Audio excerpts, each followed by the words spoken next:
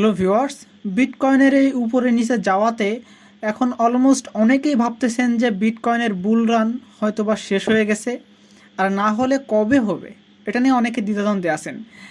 তো তাদের জন্য আজকের এই ভিডিওতে আমি একটা জিনিস ক্লিয়ার করব। তার জন্য একটু পিছনে যেতে হবে এবং আপনাদেরকে বুঝতে হবে, যেটা আমি আপনাদেরকে বুঝাবো।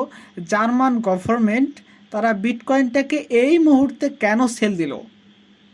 জানেন যে বুল রান আসবে, তাহলে কেন বিটকয়েনটা সেল দিবে? তো এর পিছনের কাহিনী যদি আপনারা বুঝতে পারেন, যেটা আমি আপনাদেরকে বুঝাবো, তাহলে আপনারা একদম ক্লিয়ার একটা কনসেপ্ট পাবেন যে বিটকয়েন এখান থেকে উপরে যাবে নাকি নিচে আসবে।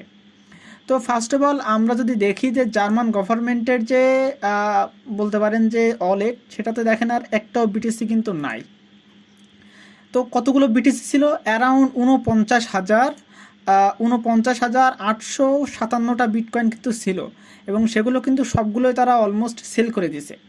তো আমরা যদি আরেকটা জিনিস পাশাপাশি দেখাই যে ইউএসের যে গভর্নমেন্ট, তাদের কাছে কিন্তু 13 বিলিয়নের উপরে ডলারের উপরে কিন্তু বিটিসি তাদের কাছে আছে।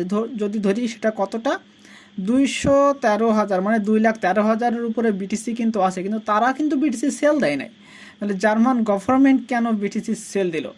এখন যদি এই কাহিনীটা আমি আপনাদেরকে বোঝাই, তাহলে দেখেন এইখানে একটা জিনিস দেখেন, এখানে ক্লিয়ারলি বলতেছে যে যেই বিটকয়েনগুলো জার্মান গভর্নমেন্ট সেল দিছে, it is not a Germany selling bitcoin, it is on of the state and it has no choice.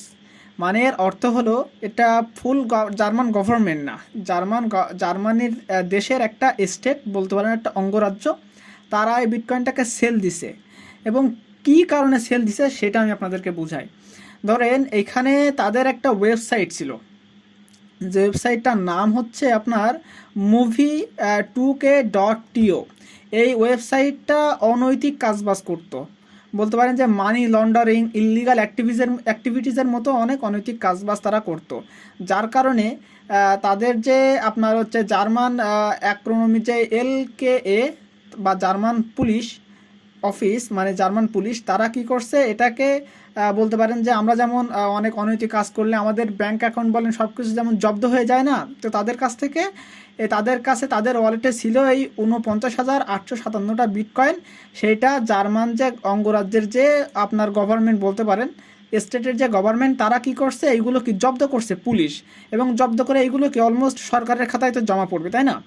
তো এইভাবেই তাদের সরকারের যে ওয়ালেট ছিল, জার্মান গভর্নমেন্টের যে ওয়ালেট, সেখানে এই 49,000, প্রায় ধরতে গেলে 50,000 বিটকয়েন জার্মান গভর্নমেন্টের ওয়ালেটে ছিল। এখন এই যে ইললিগাল যে অ্যাক্টিভিটিসের যে টাকা, এটাকে আবার তারা চাচ্ছে যে এটা থেকে মার্কেট থেকে বের করে আনলাম, যে কারণে মার্কেটে তারা কন্টিনিউয়াসলি সেল দিচ্ছে। এখানে একটা জিনিস তারা স্পষ্ট লিখে দিচ্ছে, দেখেন যে it is on of the state and it has no choice. তাদের কাছে আর কোনো চয়েস ছিল না যে বিটকয়েনটা তাদের কাছে রাখার, বুঝছেন? এবং এই যে স্টেট, সেই স্টেটের নাম হচ্ছে স্যাক্সনি। এই হচ্ছে মূলত কারণ। আমরা ভাবতেছি যে আমরা অনেকেই ভাবতেছিলাম, পার্সোনালি আমিও ভাবতেছিলাম যে হচ্ছে বিটকয়েন তারা সেল দিচ্ছে মার্কেটটাকে প্যানিক করার জন্য, কিন্তু তাদের কাছে যে আর কোনো উপায় ছিল না, এটা এখন এসে বুঝতে পারলাম যখন একটা ইনভেস্টিগেটিং রিপোর্ট বের হলো তখন। তো এই হলো এর ভিতরের কাহিনী, যে কারণে কিন্তু মার্কেটটা পুরো প্যানিকে চললো। এবং আপনারা এখানে ক্লিয়ারলি দেখতে পাচ্ছেন, যখন বিটকয়েনের প্রাইস 59,000-এ ছিল, তখন থেকে কিন্তু সেলিং প্রেশার বাড়তে বাড়তে কিন্তু 53,000 পর্যন্ত চলে আসছে। এবং তারপরে কিন্তু এখন মার্কেট রিকভারি করছে। এখন আমি আপনাদেরকে আর একটা যে নিউজের কারণে মার্কেট ডাউন হচ্ছিল, সেটা হচ্ছে এমটি গক্সের যে নিউজ। যে এমটি গক্স একটা এক্সচেঞ্জার ছিল, এবং সেই এক্সচেঞ্জার 2014 সালে আপনার ফকির হয়ে যাবার পর এখন তারা চিন্তাভাবনা করছে যে তাদের ইউজারদের ফান্ডটাকে রিফান্ড করবে। তাদের কাছে কতটুকু বিটিসি আছে এখানে ক্লিয়ারলি দেখেন, তাদের কাছে 1,40,000 বিটকয়েন ছিল, তার থেকে 1,000 বিটকয়েন তারা সেল দিছে, বা বলতে পারেন অন্য এক্সচেঞ্জারে ট্রান্সফার করছে। বাকি এখনও আছে 1,38,000, প্রায় 39,000-এর মতো বিটকয়েন তাদের ওয়ালেটে এখনও আছে। এখন যদি মনে করেন তারা তো আর এটা সেল দিবে, তারা বলছে তারা ক্যাশও দিবে অথবা বিটিসিও দিবে। এখন তারা যদি বিটিসি কোনো ইউজারকে দেয়, আপনারা সবাই এখন জানেন যে এখন বুল রান বাকি। কারণ হচ্ছে দেখেন প্রত্যেকবার হালভিংয়ের পরে কি হয়, মার্কেট একটা বুল রান নেয়। প্রত্যেকবার হালভিংয়ের আগে মার্কেট একটা বুল রান নেয়। এবার হালভিংয়ের আগে মার্কেট কোন পর্যন্ত উঠছে দেখছেন? খুব বেশি কিন্তু উঠি নাই এই হিসেব অনুযায়ী। তো সেক্ষেত্রে বলতে পারেন যে এখনই বুল রান এখনও শুরু হয় নাই, বুল রান এখন শুরু হবে। তাহলে ইউজাররা কেন এই মুহূর্তে এই এমটি গক্স যে বিটকয়েন ইউজারদেরকে দিবে ফেরত, তারা কেন সেল দিবে? অন্তত কমসে কম যে অল টাইম হাই 74,000 তার উপরে গেলে তখন না তারা বিটিসি সেল দিবে। বুঝেননি বিষয়টা? তো তার কারণে মার্কেটে প্যানিক হওয়ার কথা না। এবং ধরেন যে এই সবগুলো বিটিসি সেল দিবে, এর জন্য আমি আপনাদেরকে একটা ইকুয়েশন দেখাবো। আপনারা এখানে খেয়াল করেন, বর্তমানে বিটকয়েনের মার্কেট ক্যাপ 1.16 ট্রিলিয়ন। এখন জানেন যে 1000, আপনারা সবাই হয়তো জানেন বা জানেন না, আমি আপনাদেরকে বলি, 1000 বিলিয়নে 1 ট্রিলিয়ন হয়। এখন আপনারা এখানে এমটি গক্সের যে মূল্য, বিটকয়েনের যে মূল্য সেটা দাঁড়াচ্ছে 8.34, এখানে 8.34 বিলিয়ন।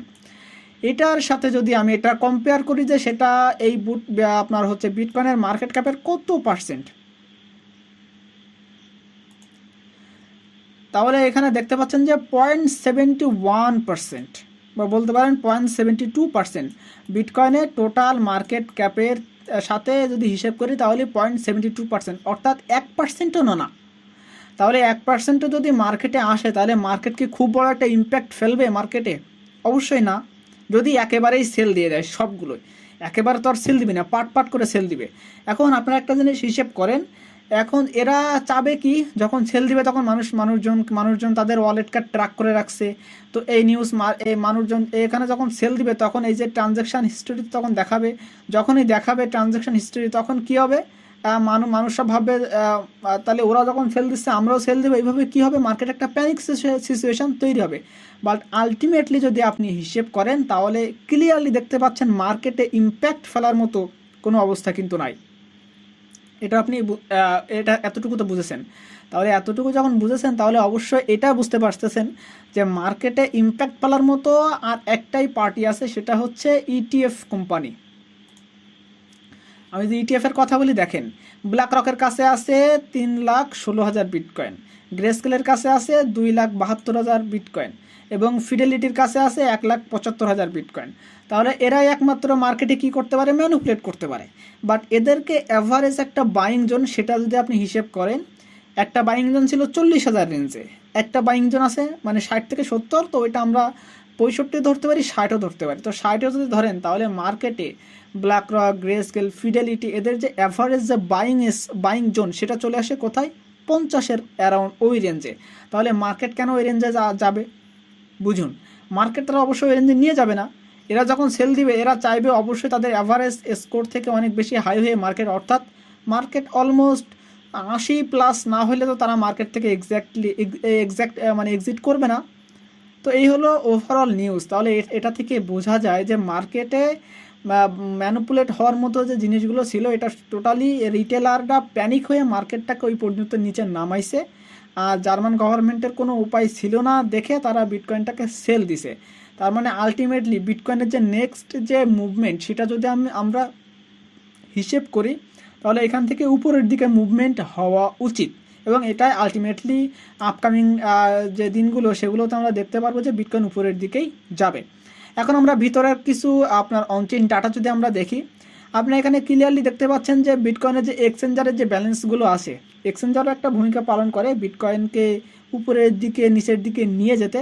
তাদের বিটকয়েন ব্যালেন্সটাকে কোথায় সর্বনিম্ন পর্যায়ে কিন্তু আছে। যদি আমরা এটা চার্ট হিসেবে তাহলে দেখি, তাহলে দেখেন কি বড় একটা ডাউনফলে আছে এবং কত নিচে তারা বিটকয়েনের যে রিজার্ভ সেটা নিয়ে আসছে।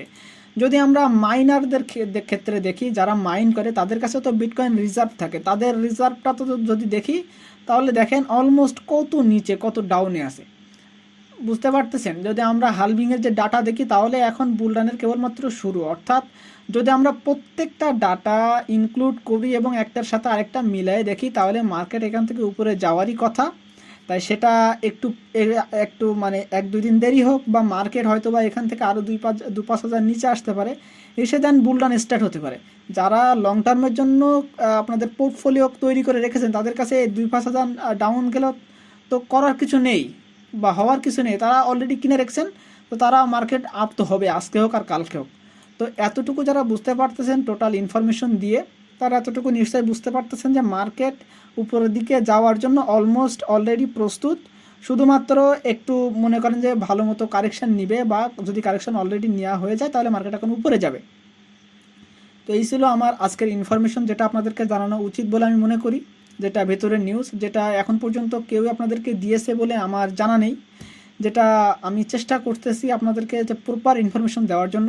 তো যদি ইনফরমেশনগুলো ভালো লেগে থাকে অবশ্যই লাইক, কমেন্ট এবং সাবস্ক্রাইবার তো আমি চাই। সাথে আমার চ্যানেলের যারা নতুন ভিউয়ার্স আছেন তারা অবশ্যই আমার চ্যানেলটাকে সাবস্ক্রাইব করে আমার পাশে থাকবেন। তাহলে আলটিমেট নেক্সট দিনগুলোতে আমি এরকম নতুন নতুন ইনফরমেশান যেগুলো আপনাদেরকে অনেক বেশি কাজে দিবে, আপনাদেরকে মনোবল অনেক বেশি স্ট্রং করবে, এই কাজটুকু আমি করতে পারি। তো অবশ্যই ভালো থাকবেন এবং অবশ্যই আমার চ্যানেলটাকে সাবস্ক্রাইব করে পাশে থাকবেন।